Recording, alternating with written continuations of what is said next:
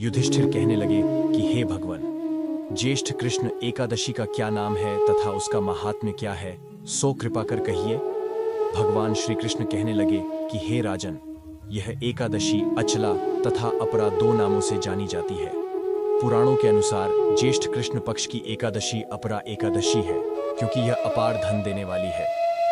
जो मनुष्य इस व्रत को करते हैं वे संसार में प्रसिद्ध हो जाते हैं। इस दिन भगवान त्रिविक्रम की पूजा की जाती है। अपरा एकादशी के व्रत के प्रभाव से ब्रह्म हत्या, भूत योनि, दूसरे की निंदा आदि के सब पाप दूर हो जाते हैं। इस व्रत के करने से परस्त्री गमन, झूठी गवाही देना, झूठ बोलना, झूठे शास्त्र पढ़ना या बनाना, झूठा ज्योतिषी बनना तथा झूठा वैद्य बनना आदि सब पाप नष्ट जाते हैं। जो क्षत्रिय युद्ध से भाग जाए वे नरकगामी होते हैं, परंतु अपरा एकादशी का व्रत करने से वे भी स्वर्ग को प्राप्त होते हैं। जो शिष्य गुरु से शिक्षा ग्रहण करते हैं फिर उनकी निंदा करते हैं वे अवश्य नरक में पड़ते हैं, मगर अपरा एकादशी का व्रत करने से वे भी इस पाप से मुक्त हो जाते हैं। जो फल तीनों पुष्कर में कार्तिक पूर्णिमा को स्नान करने से या गंगा तट पर पितरों को पिंडदान करने से प्राप्त होता है, वही अपरा एकादशी का व्रत करने से प्राप्त होता है।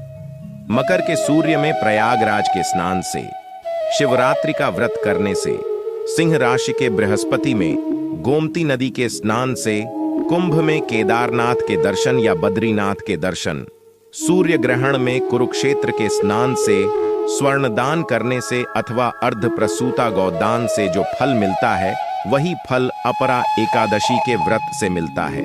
यह व्रत पाप रूपी वृक्ष को काटने के लिए कुल्हाड़ी है, पाप रूपी ईंधन को जलाने के लिए अग्नि, पाप रूपी अंधकार को मिटाने के लिए सूर्य के समान, मृगों को मारने के लिए सिंह के समान है। अतः मनुष्य को पापों से डरते हुए इस व्रत को अवश्य करना चाहिए। अपरा एकादशी का व्रत तथा भगवान का पूजन करने से मनुष्य सब पापों से छूटकर विष्णु लोक को जाता है।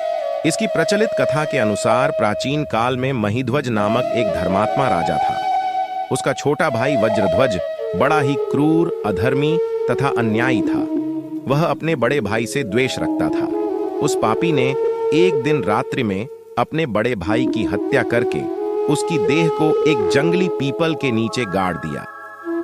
इस अकाल मृत्यु से राजा प्रेतात्मा के रूप में उसी पीपल पर रहने लगा और अनेक उत्पात करने लगा। एक दिन अचानक धौम्य नामक आर्षि उधर से गुजरे। उन्होंने प्रेत को देखा और तपोबल से उसके अतीत को जान लिया। अपने तपोबल से प्रेत उत्पात का कारण समझा। आर्षि ने प्रसन्न होकर उस प्रेत को पीपल के पेड़ से उतारा तथा परलोक विद्या का उपदेश दिया। दयालु ऋषि ने राजा की प्रेत योनि से मुक्ति के लिए स्वयं ही अपरा अचला एकादशी का व्रत किया और उसे अगति से छुड़ाने को उसका पुण्य प्रेत को अर्पित कर दिया। इस पुण्य के प्रभाव से राजा की प्रेत योनि से मुक्ति हो गई। वह आर्षि को धन्यवाद देता हुआ दिव्य देह धारण कर पुष्पक विमान में बैठकर स्वर्ग को चला गया। हे राजन, यह अपरा एकादशी की कथा मैंने लोकहित के लिए कही है। इसे पढ़ने अथवा सुनने से मनुष्य सब पापों से छूट जाता है।